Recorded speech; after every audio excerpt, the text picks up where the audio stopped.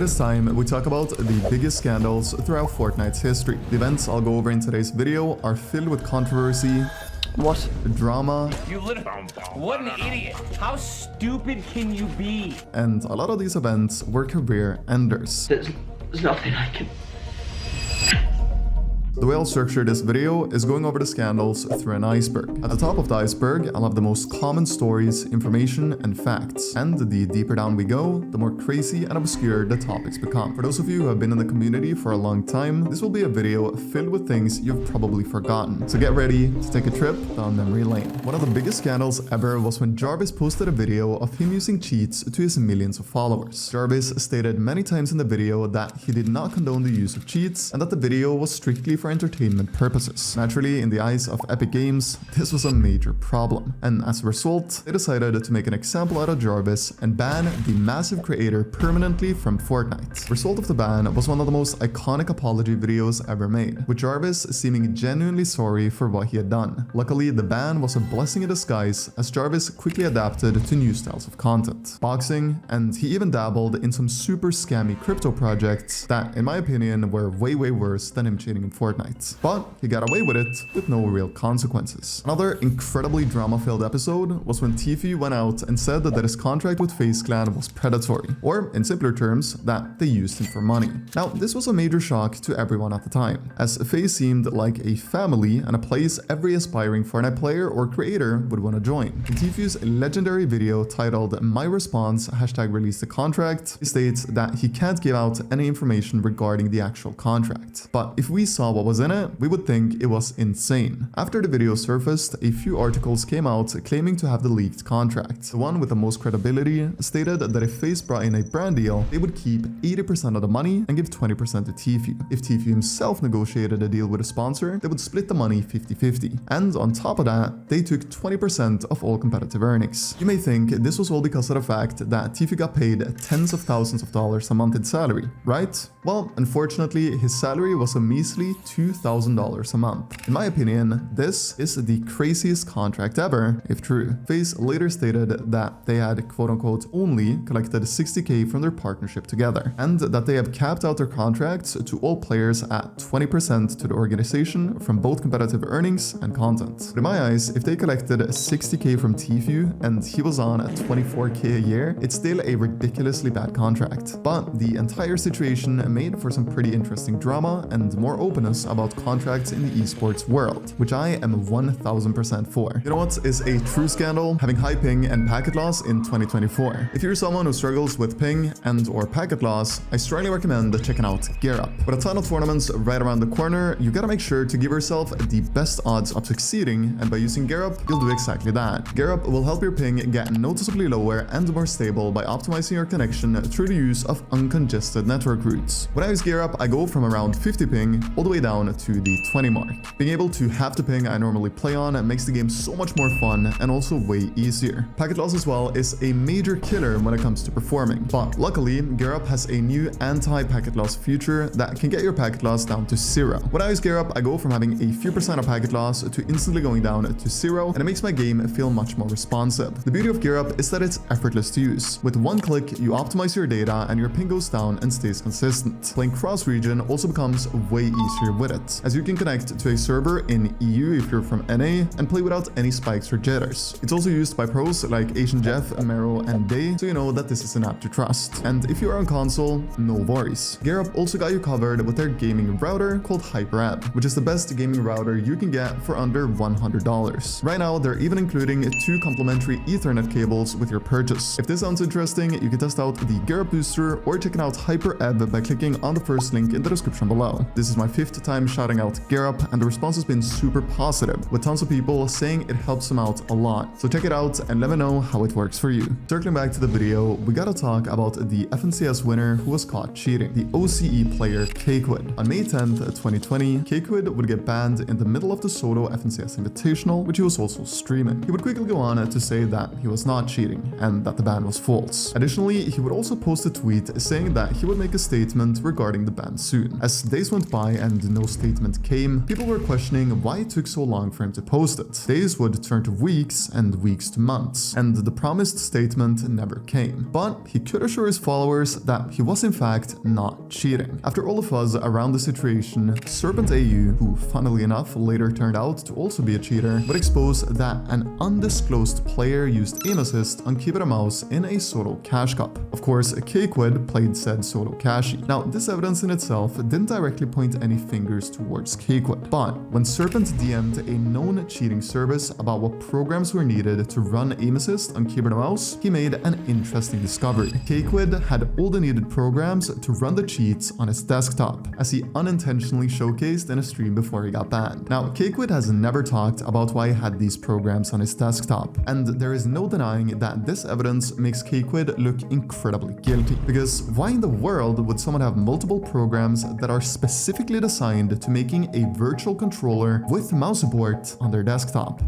These exact programs have also previously been known in the community for being programs that allows for aim assist on keyboard and mouse. To this day, Cakewood is still claiming innocence, and to his defense, he did get 5th in the Australian Open LAN only 3 months before his ban. There's absolutely no way he would have been able to cheat on these PCs. So in all honesty, there is also no denying that without cheats, he is a great player. However, with the programs on his desktop, him getting banned and not ever coming up with a good explanation for anything, I find it hard to believe that he wasn't cheating when playing online tournaments. Next up, we have the infamous device named the Cronus Sen, which stirred up a lot of controversy. This device allowed players for years to play with stronger aim assist, macros for things like instant resets and picking up weapons quicker than anyone, as well as no recoil without any repercussions. In the beginning years of Fortnite, this was one of the best kept secrets among a ton of professionals, and a lot of pros that came from games like Call of Duty had the advantage of knowing about it going into their Fortnite career. The Cronus Sen started getting more and more recognition towards the end of 2020, and because of this, it shortly after officially became a bannable offense to use the Cronus Sen or other devices in its category. Now, for this next one, I want you to imagine this. You and your duo are 2 of the very best players in the world, definitely in the top 30 players globally, and you get 10 chances to qualify for the biggest competitive event ever, the Solo and Duo World Cup. Do you go on and play your extremely good odds of qualifying legally, or do you get a friend to feed you elims so that you get extra points, loot, and storm surge? Well, in the eyes of the players Xxif and Ronaldo, the answer is the latter. These players colluded by having a friend feed them elims, and the very same week they cheated, Xxif got enough points to punch in his ticket to the New York finals and guarantee 50k. Unfortunately for them, they of course got exposed and banned, but impressively enough, only for 14 days. After the ban was over, Xxif and Ronaldo would actually go on to qualify for duos, but not for solo as Xxif had previously done by getting fed. If you, like many others, played Fortnite towards Christmas in 2018, you definitely saw some YouTube videos about Ninja being super pissed off at stream snipers. And the one incident that caused the most drama was when the player Icy5 eliminated Ninja, and Ninja went on to say that he was going to make sure Icy5 got banned from the game. Icy5 went on to say that he did not stream snipe Ninja, and he even made a video addressing the rumors. The video went on to get close to 8 million views, and today Icy5 has over 100,000 subscribers thanks to the incident. 8 million views at the time was also around $16,000 in YouTube ad revenue, so it's safe to say that Icy5 was a promising businessman. The entire community backed Icy5, as Ninja's response to getting eliminated was honestly a bit distasteful, so it was easy to support Icy. Nowadays, people claim that Icy5 actually admitted that the elim on Ninja was stream sniping. However, there is no proof at all of him posting a tweet, making a video, no Reddit threads, nothing of this being the case. So even if it is, it didn't come from Icy5 himself, and therefore I still believe his innocence. Over to my favorite scandal, we have the history of @idrops_bodies. When Fortnite first blew up and everybody in the whole world was playing, Epic decided to host a series of tournaments called the Summer Skirmish. The way you qualified was either by being a very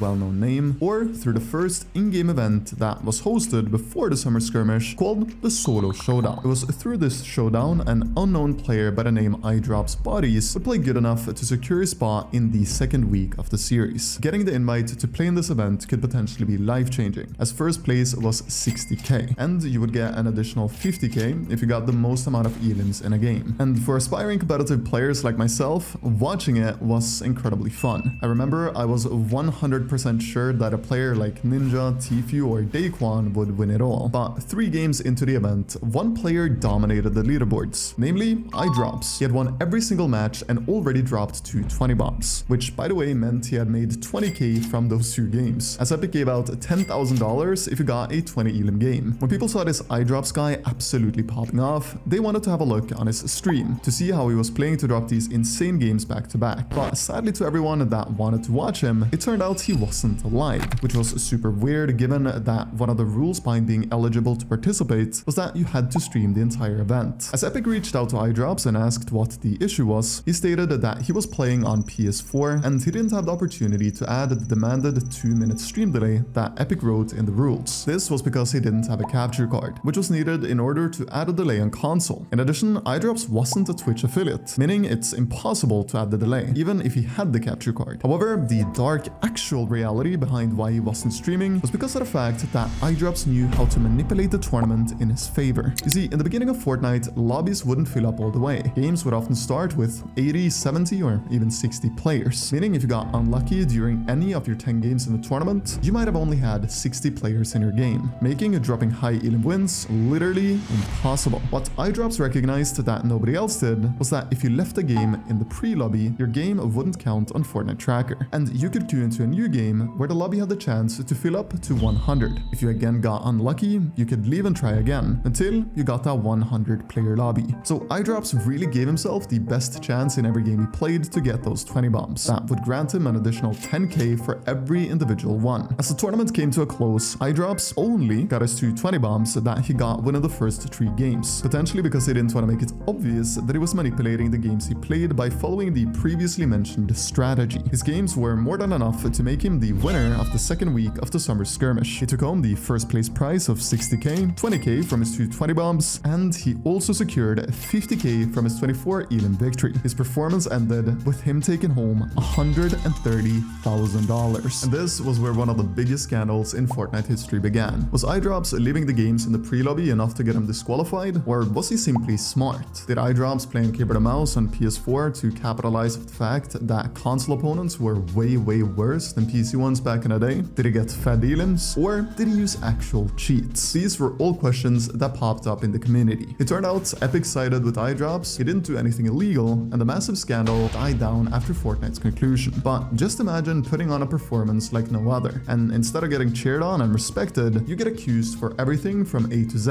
and legitimately hated on because major streamers said you cheated. All of this was enough for iDrops to never participate in another Fortnite tournament again. He got his 130k and dipped, which honestly, I respect him for so much. iDrops might have been accused of cheating using things like aimbot or getting fed elims for points, but what about cheating that is undetectable for an anti-cheat, or even seeing in replays? Well, that is something that is becoming more and more popular in the Fortnite community. What I'm talking about is players using performance-enhancing drugs so that they can focus harder and for longer. Now, this is truly scandalous because it has gone to the point where some respected coaches will say to their players to take said PEDs before big tournaments like an FNCS Grand Final or a Dreamhack LAN event. Dreamhack LANs are notorious for being the place where stupid amounts of PEDs are taken. The reason this is truly disgusting is because it's terrible for your heart and blood pressure, and it can have devastating effects on your body. You know what else can have devastating effects according to parents in the US? Playing Fortnite. Yes, that's right. As you probably heard, the FTC sued Fortnite, and Epic settled with a fine of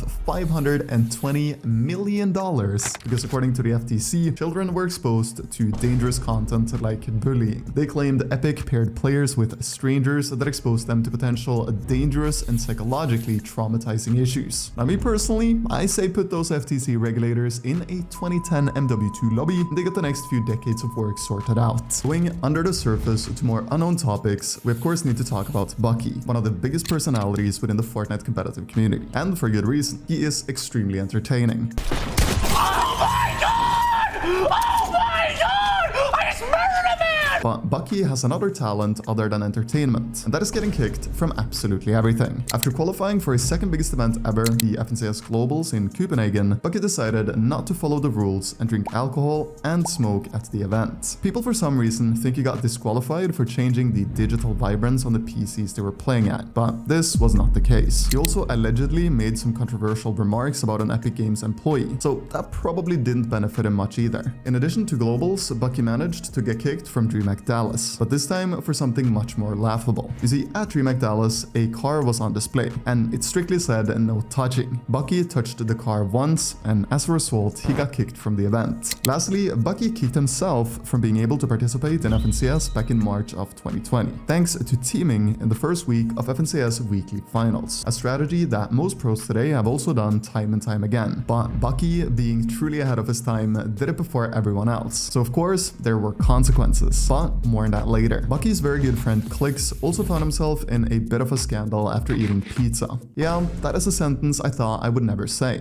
If you don't know the situation, here's what happened. In a solo victory Cash Cup finals game, Clix knew that an opponent next to him was a stream sniper. He began by saying on stream to splash me now, and surprisingly, the stream sniper opened up an edit on Clix and splashed him. Seconds later, the stream sniper dropped Clix a pizza, an incredible item for heal ups, to later win the game. These items ended up securing Clix the win in the game, and he also won the entire tournament. Of course, no normal player would get the advantage of the splash or the free pizza, but prior to the stream sniper giving Clix these items, he griefed him the entire game. Thanks to all of this, Clix unfortunately ended up getting a 2-week ban for teaming, and the entire community had different opinions on whether it was justified or not. In my eyes, Clix made a mistake, but at the same time, he did get griefed and stream sniped the entire game. So I can kind of understand why he did what he did. On the topic of tournaments, we gotta talk about the legendary PAX West coin flip. PAX West, if you're unaware, was a major Fortnite LAN event back in 2018. And what happened was that during the qualifiers, multiple players got the exact same amount of points, which wasn't weird given that the point format only gave out points if you got 3 elims or more and you placed within the top 10 of any given match. And this was solos, so not top 10 teams. So here's where the crazy part comes in. If 10 players had 5 points on the leaderboard after the qualifiers concluded, PAX West rules said that whoever had the highest average placement would end highest up for the players with 5 points on the leaderboard. And somehow, after 4 games, 2 players had the exact same points, victory royales, and average placement in those matches. In addition, these players were exactly in 33rd and 34th place, meaning they were completely even in competing for the qualifying spot. So how did Epic decide who qualified? Well, by throwing a coin. This was naturally not well received by the community, and ever since, no official tiebreaker has been decided by a coin flip, and thank God for that, because Colton, who lost the coin flip, lost out on $5,000 he would get by simply qualifying, as even 100th got 5 grand. Talking about Epic's involvement in tournaments, we have the conspiracy that Epic is colluding with certain pro players and teams to make them more likely to win. I bet you've all heard that FNCS Grand Finals zones are pre-planned, and there is a very high likelihood that that is true. However, the rabbit hole goes even deeper, as when Bucke won the World Cup back in 2019, people were speculating that Epic gave exactly Bucke some advantages due to the fact that they knew the winner of the solo World Cup would be the face of Fortnite competitive.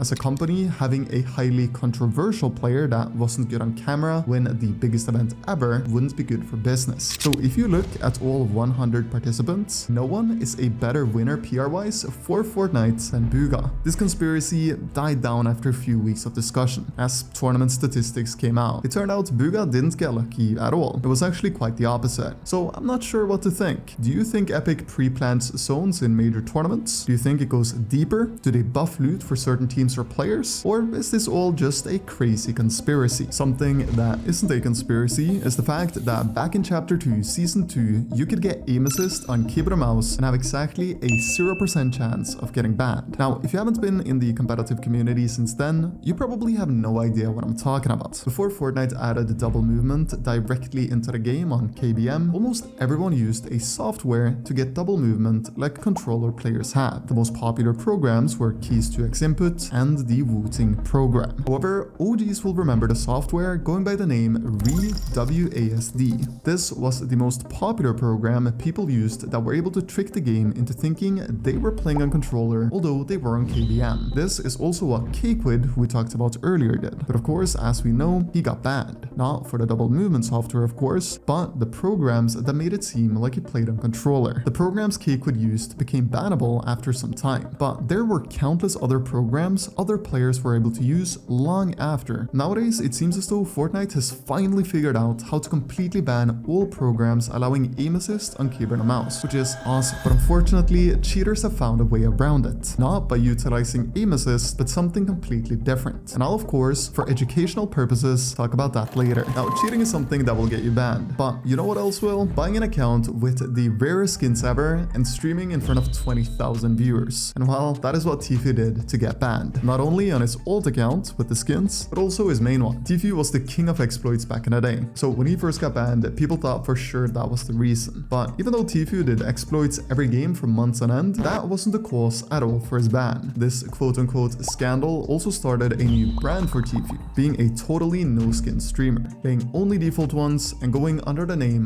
Not Tfue, something that was very different to every other big personality at the time, as they bought every single skin Fortnite came out with. Someone who could have bought every skin in the item shop would have been Queasy if the Chapter 4 Season 1 Elite Cup Week 2 finals didn't get voided. Now, this tournament brought with it a bit of a scandal because, unlike most other tournaments that get voided, this one was played all the way throughout. All 6 games were played. Now, the reason they decided to void it was because the leaderboards weren't working properly, and some people who didn't really qualified to the finals, and some people who in reality qualified didn't. Fortnite for some reason seemed to have a hobby in taking 5,000 bucks from their competitors, because Venom and Queasy didn't get their 10k split, or 5k each. And it was the same with Colton, who we talked about earlier. Imagine if the winners of the Elite Cup were someone who really needed the money, and locked in more than ever because of the incredible opportunity to get some impressive accomplishments and make some great money. Finished the tournament and saw that they had won 10k split, just for it to be voided after having played their hearts out for 3 hours straight. What is potentially even worse than having a tournament you made money in be voided is when you get banned in the middle of it. 3 years ago, during an FNCS Grands, Savage, Andretta, and Trippern all got banned. And when this happened, some people naturally thought they were cheating, whilst others were more realistic and asked what glitch has happened now. And it turned out that Fortnite had a system for banning players for years that was automatic. If a player got reported X amount of times, for example 500, he would automatically get banned without anyone needing to go in manually to have a look, or for the anti-cheat to detect anything suspicious. Savage got banned simply because a big Russian streamer said to his audience to mass report him, and that was probably the case for Andretta too. Trippern, on the other side, is a little bit more of a mystery. However, today we know that there are programs and even discords that allow for mass reporting, or allow is probably not the right word, as this is of course not allowed, but it is something that is possible. What is insane that is possible is that a 14-year-old person can get sued by a multi-billion-dollar corporation and potentially also for $100 million. This is something that happened all the way back in 2017 to a guy only referred to as C.R. He got sued because he agreed to Epic's TOS when he made a Fortnite account, and he broke the agreement to say the least. You see, C.R. he enjoyed cheating, making videos of himself doing it, posting to YouTube, and also selling said cheats. Of course, this is something a major video game studio will heavily strike down on. So Epic wanted to make an example out of C.R since he was one of the very first people to ever distribute cheats to a sizable audience. Luckily for C.R, the lawsuit settled after 3 long years. Epic Games went out to state that they were not suing for financial gain, so he probably didn't have to pay much of a fine. But still, getting sued at 14 by such a major business like Epic Games could not have been fun, and I doubt that C.R will ever do anything like that again. Going into the dark on my iceberg, or in other words, down to the 3rd layer, we have when Diego Place started a fight at Dreamhack with another competitor. Now, obviously, there was a reason behind why Diego did what he did. Going into the last game of the DH tourney, he was looking perfect to win it all and take home 8 grand. But a player by the name Xxif decided to grief him so that he wouldn't win. This naturally made Diego super angry, and as a result, he went over and started swinging. This Dreamhack also had many other drama-filled episodes. The tournament custom keys got leaked, the rules of the event changed mid-tournament, and they even added random games out of thin air. All I know is that going out swinging at another competitor is never the answer, and of course not something Diego should have done. But I do understand his frustration, just not what he decided to do with it. Next up,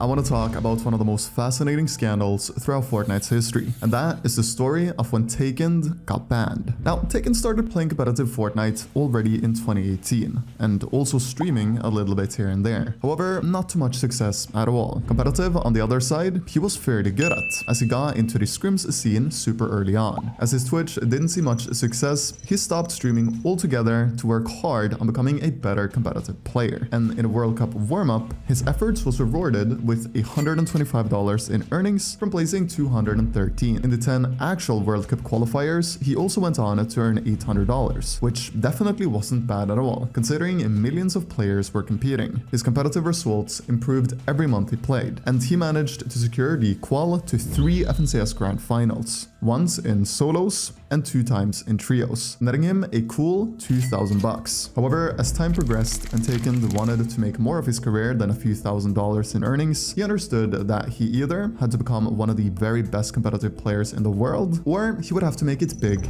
on content. So when Xxif, the biggest Fortnite competitive YouTuber, tweeted that he needed a trio to play FNCS with, Taken took the opportunity and asked Jarian to play. Due to his previous success and impressive achievements, of course Jarian accepted the offer. The duo between these two would go on to be much more than just playing tournaments. By the look of things, they were really becoming great friends, even talking about meeting up and making some IRL videos. But then on August 22nd, 2021, as Taken was at what seemed like the peak of his career, he would tweet that he got banned for 182 days, asking what in the world it was he did. Now, false bans aren't uncommon in Fortnite, as we discussed earlier. So Jarian, being Taken's good friend, obviously trusted that he didn't actually cheat, because why would he? He had the competitive skills needed to make good money, not only from actual tournament achievements, but also through making entertaining tournament videos on YouTube and now streaming on Twitch. Because of this underlying trust, Jarian reached out to one of his contacts within Epic Games. And for reference, these Epic Games contacts are incredibly valuable. So you do not want to reach out regarding a ban unless you're 1000% certain that the player you're vouching for actually didn't cheat.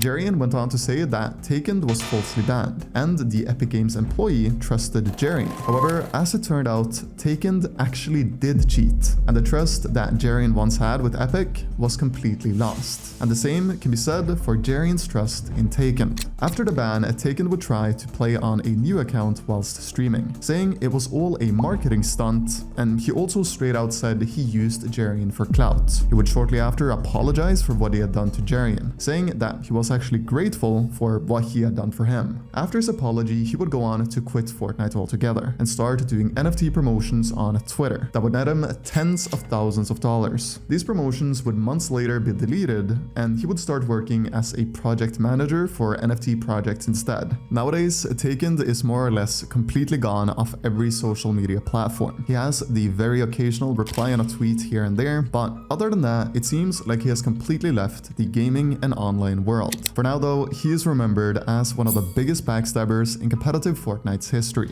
Talking about cheats, we also need to talk about pros using macros. Macros are mainly used for winning 50-50s on chests, as most macros are designed to spam your pickup button tens of times a second, so that you give yourself the best odds of picking up the guns before your opponent. The popular pro player and streamer Civilium has been caught on stream using it, but it's a little unfair to name drop him, as most pro players have probably used it, and if they know they're going to land at a spot where 50-50s on chests or floor spawn happens often, every pro would use macros. The reason behind this is because when Civilium was caught on stream with crisp clean evidence of using pickup macros, he didn't get banned, or at least not for longer than 14 days. He never stated that he did get banned, but some people for some reason think he got banned for 2 weeks, but just kept quiet about it. I, however, have no idea whether that is factual or not. Macros are of course against Epic's TOS, in other words, bannable according to the rules. So I can't sit here and recommend it. Civilium is not the only one who has been exposed for using macros, as the famous YouTuber Serpent AU also admitted to using it, but not for picking up loot ultra fast, but rather for editing at the speed of light. Another thing that has caused some fuss in the Fortnite competitive community has been account sharing in important tournaments. And this actually goes way back to the summer and fall skirmish. You see, in the beginning of Fortnite, the required age to compete was 16, and some of the best players at the time were 12, 13, 14, and 15. So what happened during some of the weeks was that older players, say a age 25 would give their accounts to the young prodigies because they knew they were better players and probably would place better, ending up giving the 25-year-old way more earnings in comparison to if they would have played themselves. In more recent times, we've seen account sharing in FNCS heats, where a player that needs to qualify to Grands gives his account to someone much better and ups their odds of making Grands by a massive margin. Again, this is not allowed at all, but it unfortunately still happens. I've talked a lot about cheating and cheaters in today's video, but I of course gotta add one of the wildest cheating stories in New York Times, and that was when cheaters qualified to the FNCS Global Championships in Copenhagen 2023. If you don't know the story, here's what happened. The OCE player Repulse God has long been retired. He was a very good player years ago, but since he was retired, he either sold his account or borrowed it to a guy who goes by the name Forbes. Forbes as well used to be an exceptional player, but after hopping on Repulse God's account, he wasn't playing legitimately, and you might wonder, why would he be on another pro player's account? Why not just make a new one? The reason is because it's way harder for an account with tens of thousands of dollars in earnings and a history of thousands of hours played to get banned than a brand new one. So in OCE, this strategy is extremely common. Forbes and Jace went on to qualify to Copenhagen, and Repulse God, the actual owner of the account who hadn't played Fortnite for a long time, and Jace flew all the way over there, and seemingly they were allowed to play. But then just days before they were going to compete, an Epic employee came and said that they were disqualified. So in short, they flew 15 hours for absolutely nothing. Fortnite is getting sued left, right and center, but who would have thought the backpack kid would try to get a piece of the pie? He actually sued them for the floss dance. Other emotes that people have sued over have been the likes of Fresh, Phone It, Swipe It, and It's Complicated. Unfortunately though, for the people suing, no one has yet had success in winning their lawsuit, or even settling for some money. Someone who has seen tremendous success thanks to Fortnite is Clix, and there have been too many scandals revolving him to count. But one of the most insane ones was when he lost his creator code. Clix posted a tweet that was so crazy to the point where I can't even say what it said on YouTube without getting severe video restrictions. But I can say that it involved someone going to the toilet and that Clix would, well, consume something. This tweet was so out of line that Epic themselves were so disgusted that they decided to take away his creator code, and understandably so. Clix, being the biggest creator in Fortnite, is a major role model for so many kids, and tweeting out something as outrageous as he did deserve some consequences. On the topic of tweets, back in Chapter 1 Season X, a ton of famous players and content creators would tweet #FreeMetro. This was because Metro was stuck in a terrible contract with the organization Atlantis. Atlantis would take anywhere from 20 to 30% of Metro's competitive earnings. And of course, when Metro signed this deal, he thought Atlantis would be open to renegotiate if he started popping off. But when that happened and Metro got incredibly impressive tournament results, Atlantis said that they wouldn't renegotiate his salary or his cut unless he signed a 2-year exclusive contract with the organization. Metro was not too keen on doing that, and as his situation became more and more talked about, Atlantis had no choice but to mutually split with Metro, even though they didn't want to.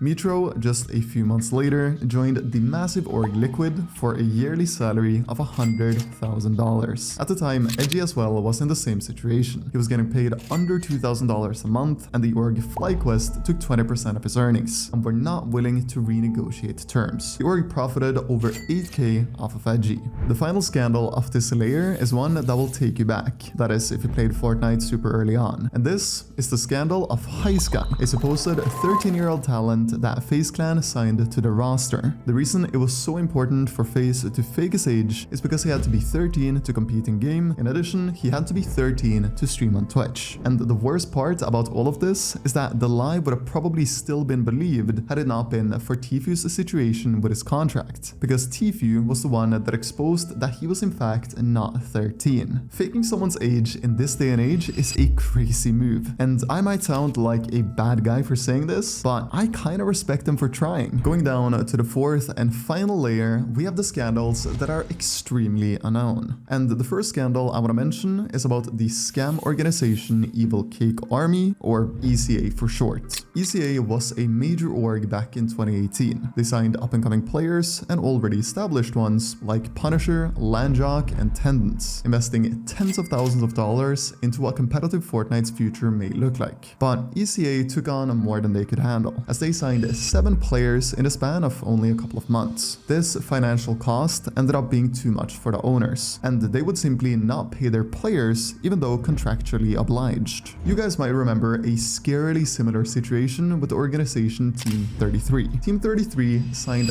40 players to their team, and these guys weren't no-namers either. They had the likes of Acorn, Fabs, Snacky, Paper, and much more under their roster. They even gave an 80-year-old boy a $33,000 signing bonus for joining the org. But of course, this ended badly for Team 33, just like for EvilCakeArmy. Guys, I just got withdrawals from not having talked about cheats in 4 minutes. So it's time we talk about by far the most interesting sort of cheats that even some pro players use, namely nearly unbannable cheats called DMA. Now, it needs to be noted that what I'm about to share is strictly for entertainment purposes. I do not condone cheating, and if you even attempt to do anything with cheats in video games, you are the cringiest person ever. So just don't be weird, don't do it. But how this new way of cheating works is that people use hardware to directly access the game's memory. It's not a software running on the computer you're playing on. The hardware extracts information like player locations and health, and can very easily give you wall hacks. These DMA hackers use a secondary computer to process the extracted data from the DMA, so that it becomes almost impossible to ban a player utilizing this way of cheating. In addition to getting wall hacks, people have also found ways to get aimbot using these DMA cards. And you also have the option to just get a map on your secondary computer of where every single player is. So no wall hacks in the sense that you see people through walls, but you know where everyone is, so you can find the perfect rotation every single time.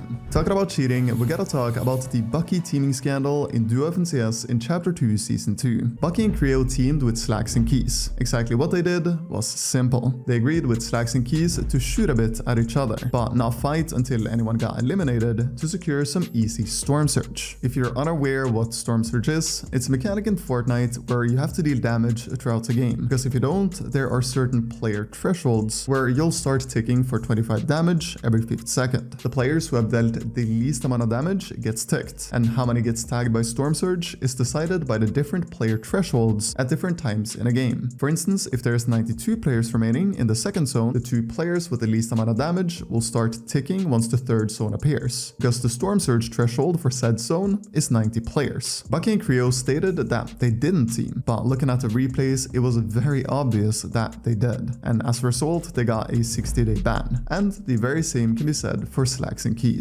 Since we're already talking about Kreo, we gotta talk about the infamous scamming scandal. Back when Kreo first started popping off, I'm talking when he just reached 100k in earnings, he was exposed for scamming a little kid for a Fortnite account. And the way he went about the entire thing was just truly disgusting. He manipulated the kid into giving him his account, and when the kid asked for it back, he just came up with countless lies. In addition, the kid bought an account from Kreo for $100, but that account as well, Kreo changed the email on so that the kid lost his $100. Kreo, although having made 100 grand from the game, didn't want to pay back the kid or give him a new account. So this was honestly just sickening to see from someone who should be a role model. In the same year of 2019, Keemstar hosted one of the most fun tournaments to watch called Friday Fortnite. And during these events, pro players, content creators, and even other entertainers like rappers would get invited. And one week, Tory Lanez, of all people, got invited. And viewers didn't think much of it. There had been other rappers playing before, and they had some room for improvement, to put it nicely. But when watching this week, Tory Lanez absolutely popped off. I'm talking in a few of the games, he played better than some actual pros. When this happened, people started speculating that someone played on his account. Could it have been that Tory Lanez paid someone like Tfue, for example, to play on his account so that his name would get talked about? It was possible, but as these news came out, Keemstar himself investigated the situation and he found no foul play. It seemed like Tory Lanez was just multi-talented, but whether that was the actual truth or not, only Tory himself knows. Another ridiculous scandal was when ZexRow left the game in the Champions Share the Love Cup back in 2018. ZexRow, who was previously one of the best players in Fortnite, single-handedly added the fact that if you tag someone and they leave, you get the elim. Because, you see, ZexRow left the match after getting tagged down to 2 HP, and the guy who tagged him that low did not get the elimination. And you might think the the community was like, yeah, that was probably a little unsportsmanlike. No, it was actually an insanely drama-filled episode. ZexRow, however, had a good response and said he was sorry for what he had done. But if you read the drama going around on Twitter at the time and you didn't know that he simply left the game, you would think he did something much worse. Next up, I need you to imagine this. You're a parent to a kid who plays a lot of Fortnite, like way too much. What is your next move? Do you maybe talk to your kid or potentially take away his PC or console for a little bit? Or do you group up with 2 other parents and try to sue Epic Games? Well, it pains me to say this, but the latter has actually happened. 3 parents as a group, as well as 1 individual parent, have tried to sue Fortnite because the game is too addictive. Like, I don't know about you guys, but whenever I see things like this, I just think that the only thing the parents care about is making money. And throwing your kid into the middle of it just so that you can potentially make an insane amount is just not right in my eyes. To me, any good parent would handle the situation themselves. You shouldn't have to go to court to get your child to play less Fortnite. Going over to our second to last scandal, we have the hidden secret of elo bugging. Elo bugging is when you play a tournament and instead of playing like everyone else against players on your points in said tournament, you play against players with 0 points every single game. Through the years, there have been countless ways to elo bug, but one of the craziest periods to know how to do this was during the 2019 Winter Royale, because you could play on every region and take a cut of the $15 million